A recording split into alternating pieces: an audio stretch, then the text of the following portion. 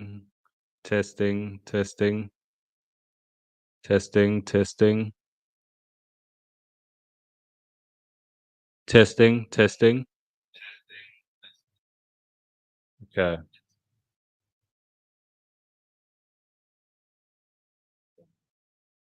I've managed to sort out the damn sound issue.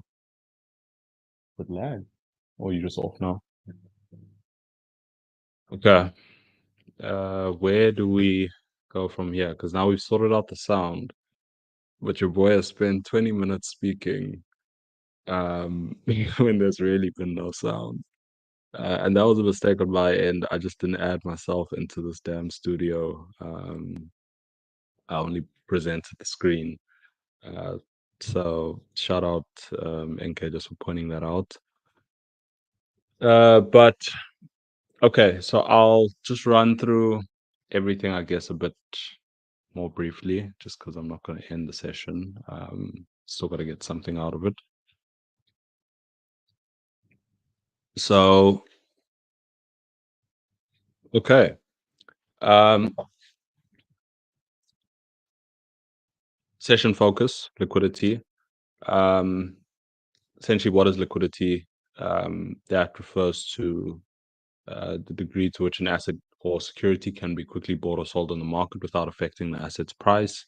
The example that I used was, let's say you have $1 million in a balanced mutual fund, and you have a crisis and you need that money out by like the end of the week.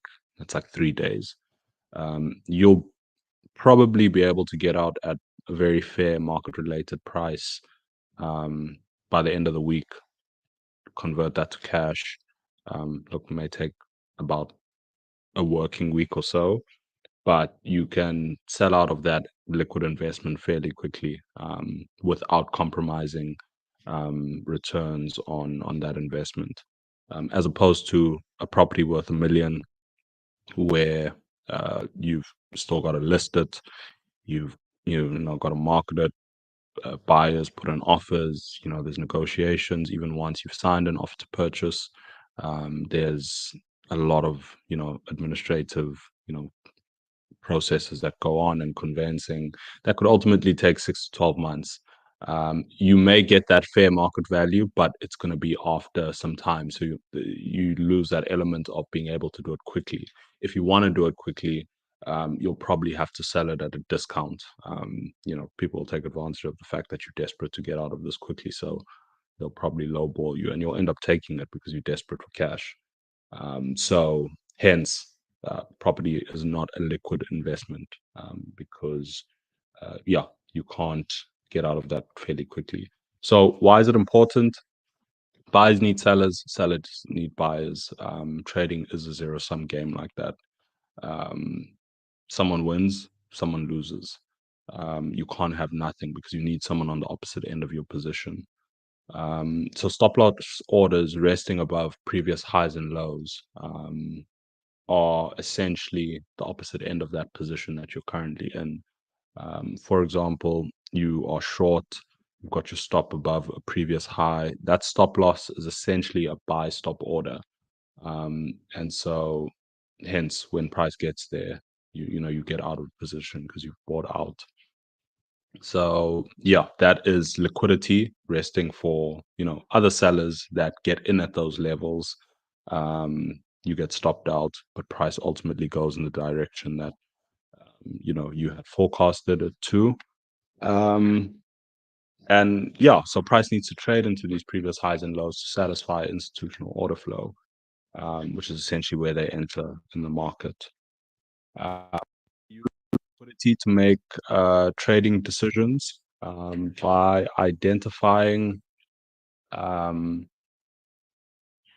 high and low resistance trading ranges, in conjunction with other concepts to determine the most probable direction price will trade in. So yeah, that's what we'll be doing in this session. So session focus is identifying these high and low resistance, should we said liquidity ranges. and observe how this influences price.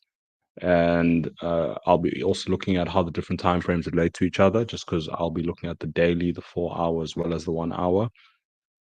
And so, yeah, within a daily range, there are 4 hour ranges. Within that 4 hour range, there are hourly ranges. And so just trying to understand the relationship between the time frames, and how that plays out. What happens before price reverses? Yeah, just trying to pay attention to that, as well as then which part of the cycle clean highs and lows form, and is their break significant or just recurring? Meaning, if a clean high or low breaks, does it mean something else? As in, structure is going to change or shift, or I should anticipate something else after, or is it just recurring? Meaning, we form a clean high or low, and that is a point at which the market gravitates to quite often, just to run that high or low, and what follows may be very random. So, yeah, that is the session focus. I had started on not Euro USD, USDZAR. Didn't manage to get very far, just because obviously looking at um, different time frames takes time, going down into the 1 hour, and so on. So I just, yeah, okay. So what I basically have here is started on the daily. I'm just not going to take this back because it's going to be a mission to get back there. But look, maybe I will, just for this example's sake. So we had this. We can delete that. And now the difference basically between a low resistance range and a high resistance range is this being a low resistance range, meaning that we had our swing high, we had our break of structure, and then we formed our low. Between that high and this low, we just had a clean move to the downside. Not much resistance there in the form of old highs, as well as old lows, as opposed to, let's say, this high here. We had then that break of structure there, and then we come down into these lows. For us to get to these lows, back to these highs, or to run this liquidity here, um, this essentially this buy side liquidity, we have to run through that, and we also have to run through that on a daily now as well. And so orders above here, you find are quite well protected, and moves to the downside become more favorable, just because there's less resistance in getting from that point up to run that low. And so that high level is kind of the difference between a low resistance range where there's no sort of previous highs to break. Price should gravitate fairly easily back up to that point, and then a high resistance range where we do have that. And so what we had in this high resistance range, and I'll show you now, is when we do get the range, when that does form. Let's do that. Let me stop there. We look at the area that we kind of focus, or we use as a point to target, is the point at which we break structure on the primary range. So this point here, break of structure bottom, and then the point at which price establishes a trend counter to the range that just formed. Meaning, and this is not the best example, but I think this is quite a shallow range, so we'll use it. We formed this low, well, it's actually not even about the low. It's just above this extreme low here. You can see we pushed up to 1 4-hour candlestick, but we had a clear sort of correction after that.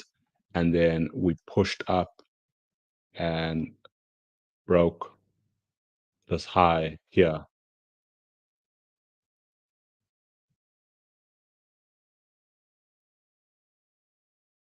And we established that counter trend by forming a high, lower high, higher high. And will obviously be opposite for uh, a bearish range.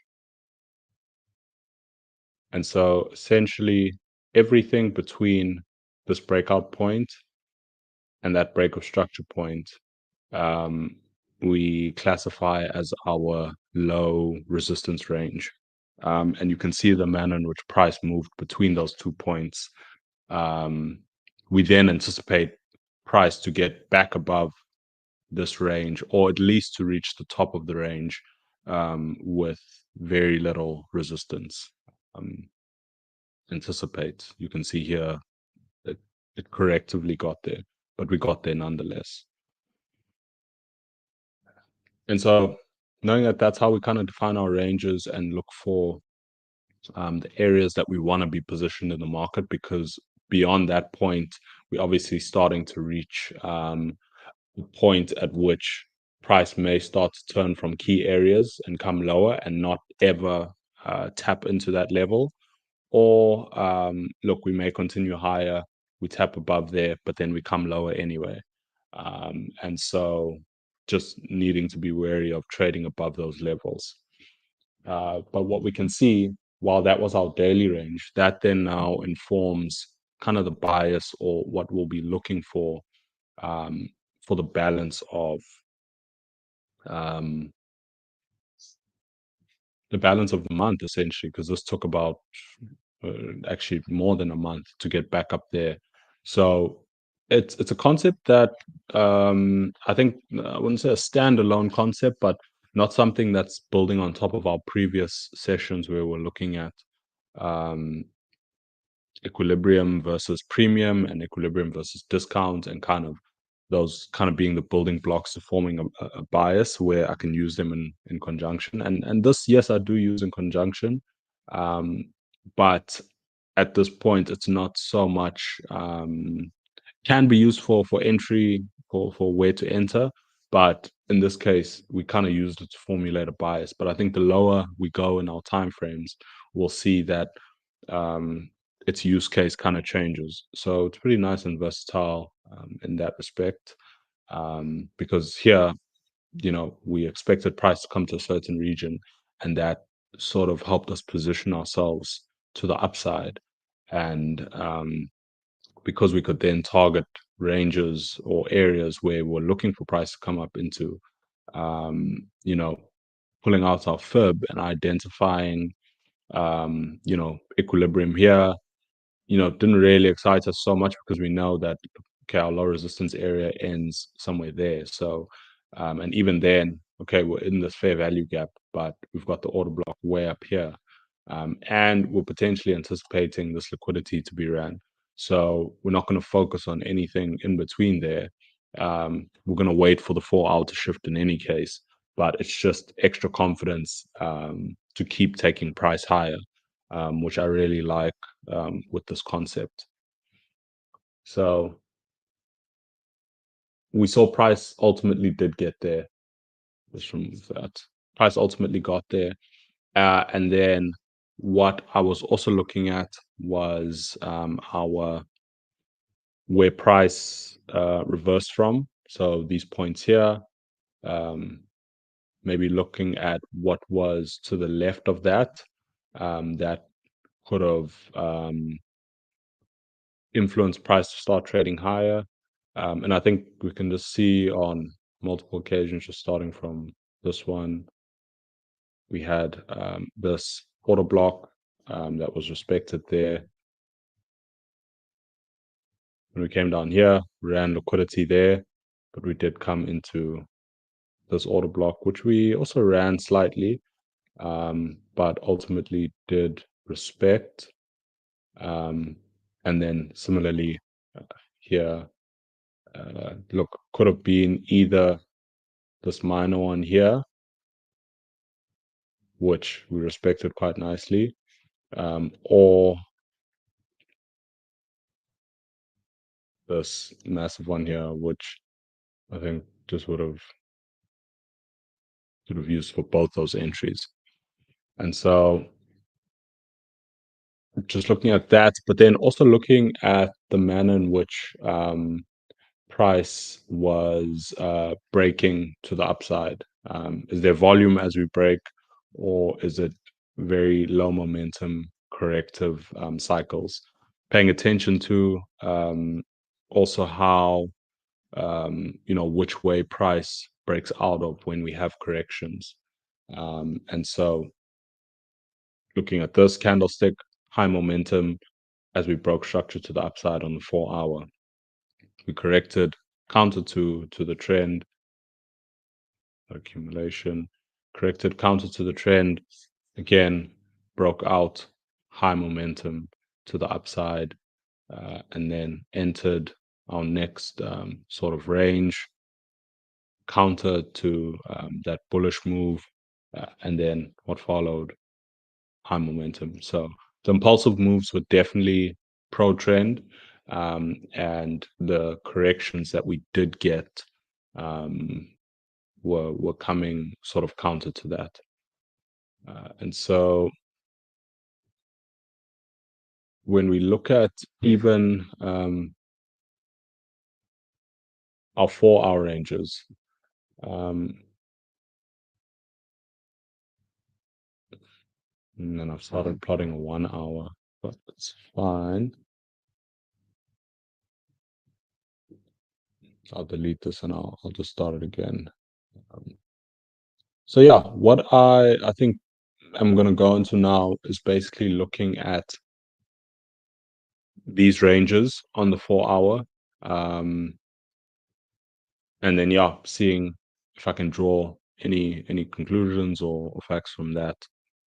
So yeah, you guys know the house rules. I'm just going to get stuck in and let the mind kind of go to work and see what I can pick up. And if there's anything that I do, then yeah, I'll definitely share that with you guys.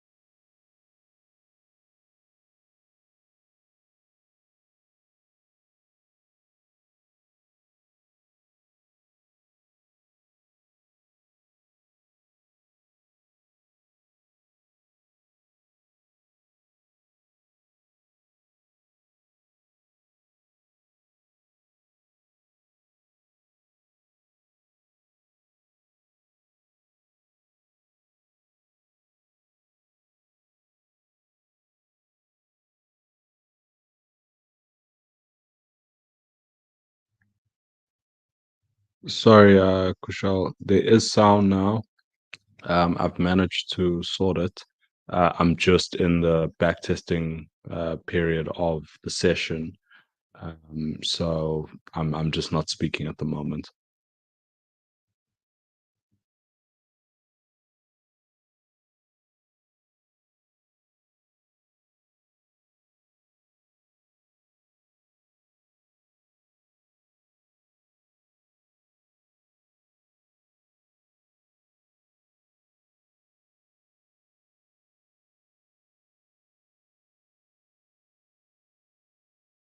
So let me just make a note. Sound is back.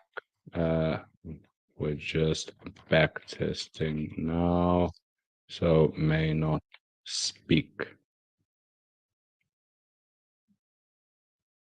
too often.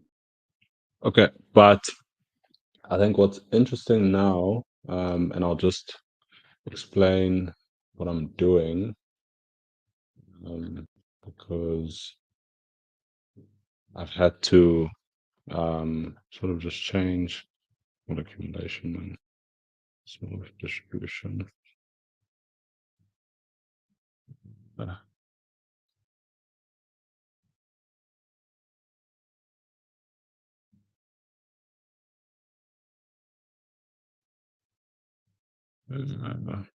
we didn't get much here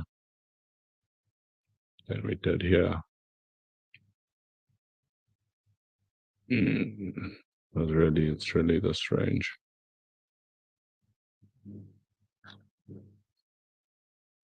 So what I was essentially doing was what I explained to you guys initially, in that I was looking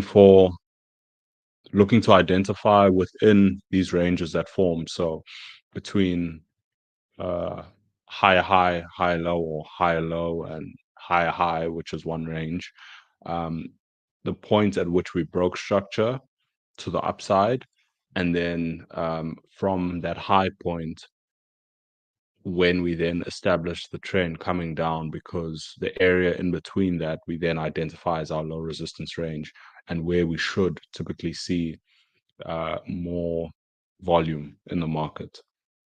And so arguably this was here.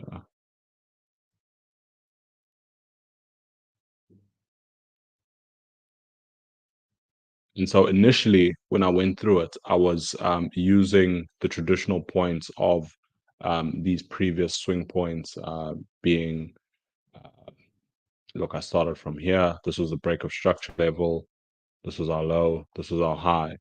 But geez, if I take it from this level, the point at which I started trading lower was below my break of structure level. So meaning there's no low resistance range. Similarly, in the next move up, this was my break of structure level.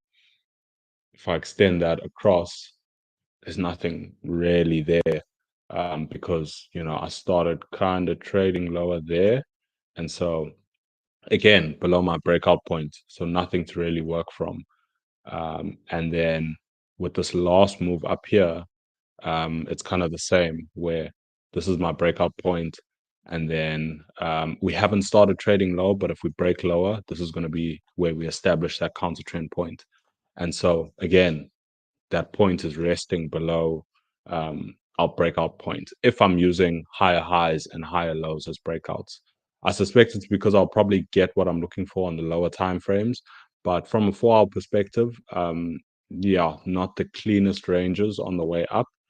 But what I have done is identify where the consolidations were, and then as well on the opposite end, where there was a pullback and then a bit of a continuation lower. And that might challenge your traditional um, method of identifying structure and where structure breaks out and whatnot. But at least then it gives us a bit of few areas to work with in terms of where we're seeing those clean ranges form. And I think if we look at this first point, I just took it from this area here, and then also from where we kind of continued lower. And you can see in that green area, um, that's where a lot of our momentum was, above and below. Well, more so below. Price, lost a lot of its volume. Coming to the next point, taking this point here, this high, and arguably we did actually run liquidity here, but I think this is going to be clearer on the 1 hour, which I'm going to drop to in a little bit. We got that run of liquidity, and then this break of structure here, and then on the opposite end, push down, green candles, I'll pull back, and then continuation lower as we break. And we can see in that area, both on the way up and on the way down, we got good volume. And then with this next sort of area, there was nothing really that I could identify, because I moved it from this point up here down to this higher low.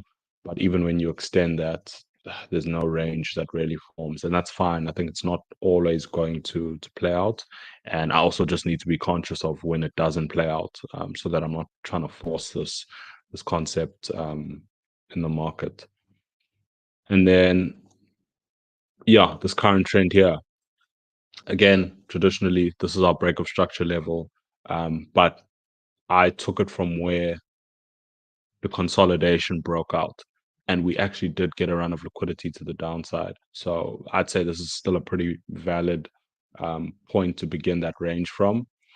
And then, yeah, like I said, we haven't continued lower yet. But if we do, this is the range that we're going to trade in, and we'll continue this if we have time once we've gone through the 1 hour, just to see how price then trades in this region, to see if we'll get the same sort of volume on the way down as we did coming up.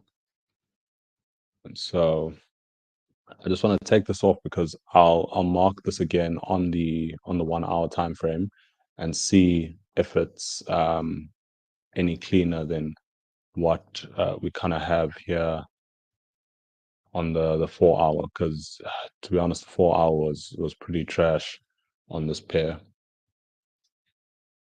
And that's what I worry with sometimes on USDZAR. The lower you kind of go, the choppier price becomes. But just looking now at the 1 hour.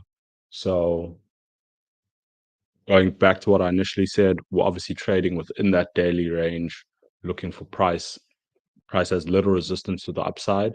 So we're anticipating that buy side liquidity to be targeted, breaking to the upside continuously. And then we're holding on the lows. So keeping an eye out for where, we form those clean highs, clean lows rather. And then also where we run liquidity to the downside and then break to the upside, as well as then the momentum in which we break to the upside. I think just keep an eye on that. So here, what we saw, wicked above, but I actually did take it from the correct point, because on the way down, we essentially had lower low, lower high, lower low, wick. So we didn't break that level, we held, and then this is the candle that broke it. So what we can mark out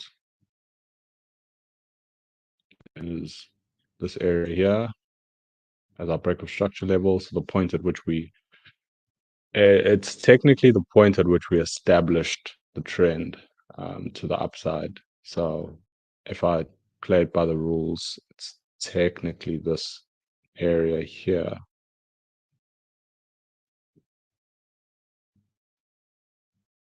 No, apologies, I'm confusing myself.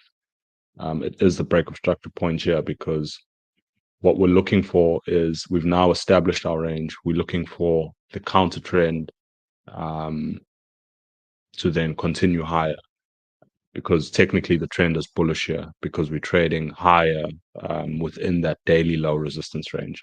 So I was right here. This is the break of structure level where we take our first point. And then if we look at the opposite end of that, price pushed lower. We're at that low, pulled back, and then we continued and broke to the downside. So that's the point at which we started coming lower.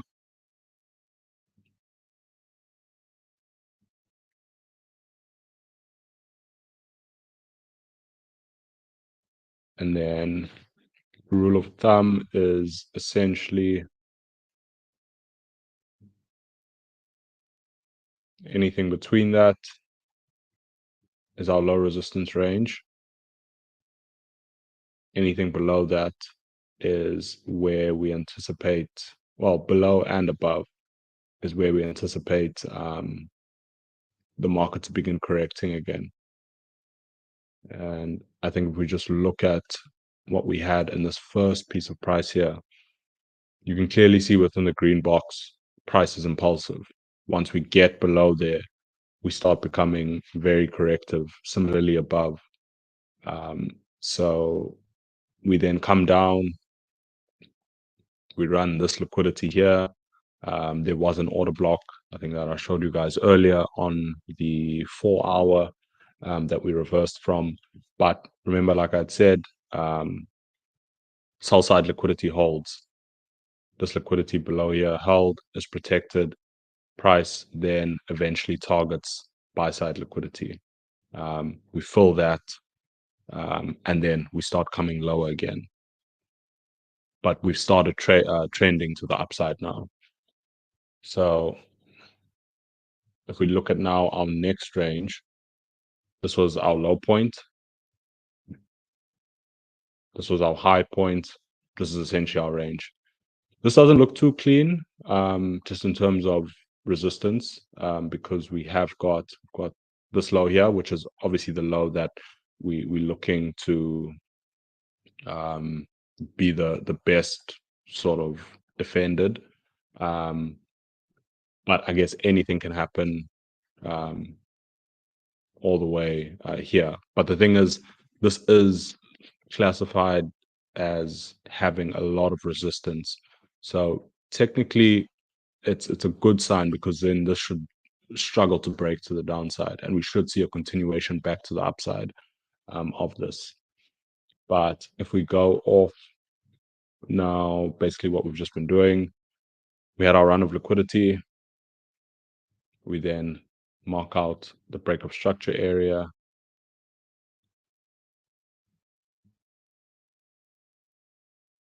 And we also mark out, okay, I think I did that yesterday, where we then started to trade lower.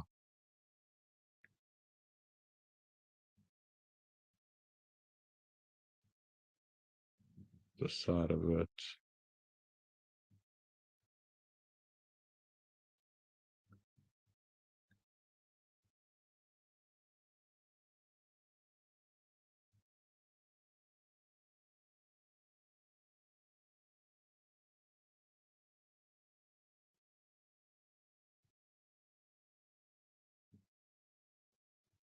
I'll leave it here because price became a bit funny after that, and we started, breaking lows, even though we were still within the larger range.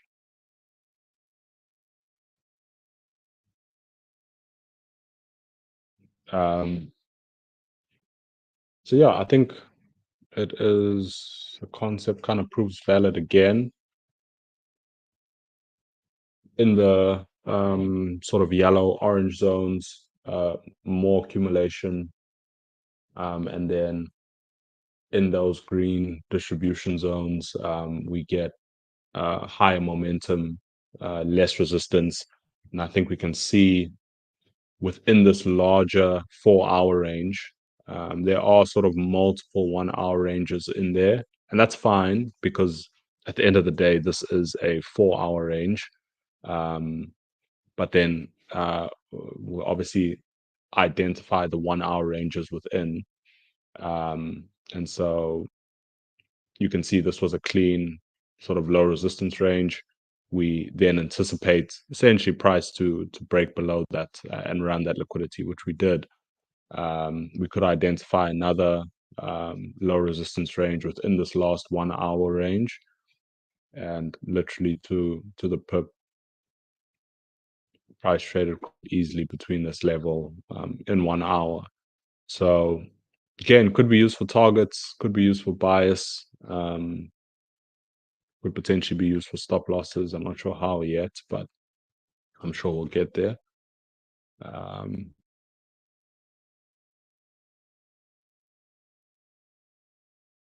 and then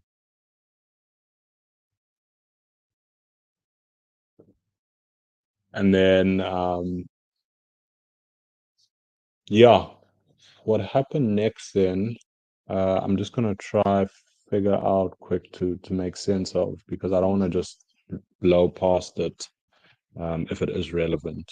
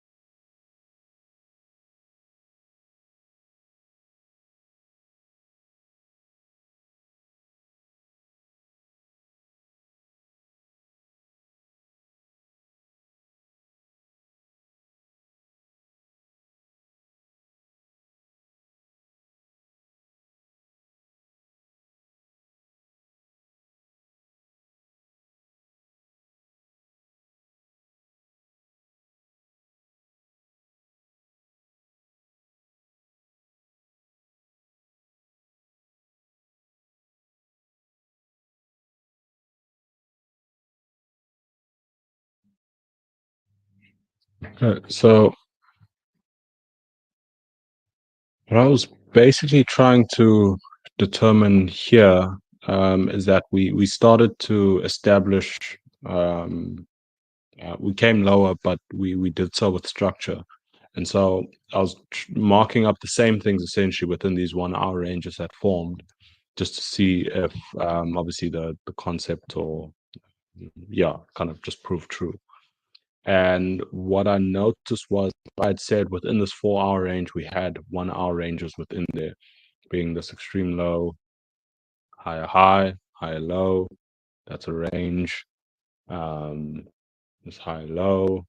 We can go to probably this higher high. That's a range. Higher low, higher high, range, pull back, higher low, higher high, range up there. So kind of multiple ranges within that, which makes this sort of high resistance range in and of itself.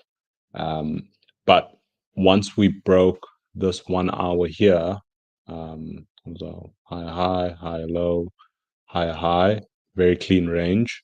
Not a lot of resistance there. And we can see we broke that to the downside with some clean momentum. Um, we then started to temporarily trend, I guess, to the downside. Um, I guess this was over that kind of like Christmas, New Year's period. So low momentum, but within there, just looking at again challenging the typical sort of breakout um, area, while sort of definitions. While this was the structural shift, in relation to this overall trend, if we look at where price broke out of the consolidation, it was up here, and technically where price started establishing some sort of counter trend trade. Um, so we use that as now the breakout point of that first leg of this short term downtrend, and then on the opposite end where we established higher high was this breakout point here. We have our range, our low resistance range, where yeah, liquidity flowed, or rather price momentum was high. Let's call it that. Right up till the top of this range, where that aligned quite nicely with the that premium, and then we came lower again, and again within that, challenging again the typical definition. This would be our breakout level. So I should have technically taken that from there, but just looked at where we were consolidating, where we broke out from, made that the start of the range, and then pushed up higher, lower, high, high. That's where we established that trend. And so that's how I kind of defined that area as our low resistance range. Um, and yeah, we can see how price kind of respected those areas. We kind of traded through them very quickly, um, and then we ultimately after that went on to continue with that higher time frame trend. Yeah, then the 4 hour was broken post that, um, and maybe just looking at this last leg now, uh, how we did that and what we can draw from it, before we maybe wrap up.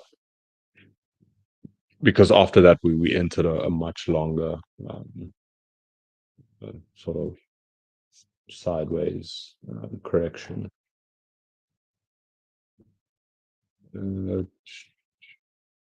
okay, so again, typically the breakout area would have been this point, which I think lines up fine or quite nicely with where this is.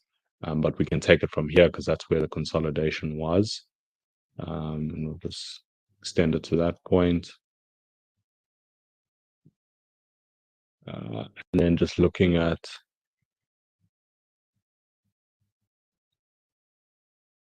low time frame move, sure, pushed down this green candlestick, and that wick was a correction, and then we started to continue lower from there. So effectively, this area here.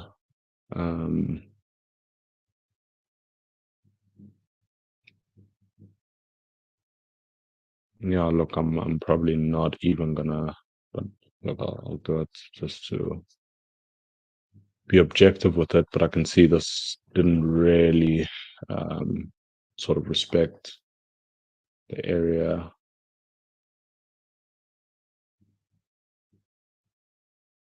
So we had this below,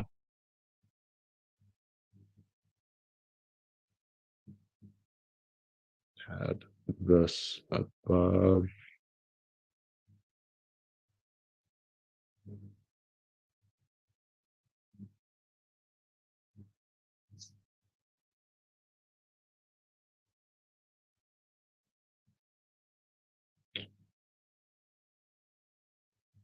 And we had this in between.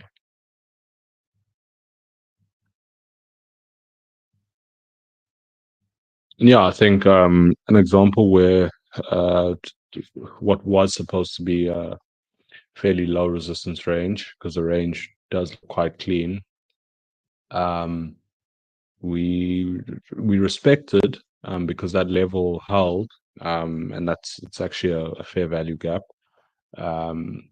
But we were obviously still quite corrective as we hovered in and out of that level. But we can see the correction kind of just continues onward from there. But we, yeah, I think the 4 hour just continued, but the 4 hour did start to get messy from this point onwards before we ultimately kind of just broke out again. So yeah, that is yeah, this is a concept that I think takes quite long to backtest, but I think also because I'm now getting down into the 1 hour in these sessions, which I wasn't really doing before. I was focusing more on 4 hour daily. And while it's just, observations, I think there's a lot to draw from the observations in terms of um, which areas the market will kind of have increased momentum in, which areas we're targeting, just based on how the high time frames playing out and what may be resting above. Um, and yeah, just it's starting to help me frame, I think, order flow just a lot better, just identifying which is the probable direction price will trade to, based on what's above, what's below, where have we pulled back to, what are the different time frames saying, um, and yeah, just how to identify these ranges, which is yeah quite useful. So I hope you guys enjoyed that session. Apologies again for the sound at the beginning of it, but I hope there's some value, I think, regardless, that you were able to take from it. And don't forget, consistency is a choice you make when you start doing the things you know you should be doing day in and day out.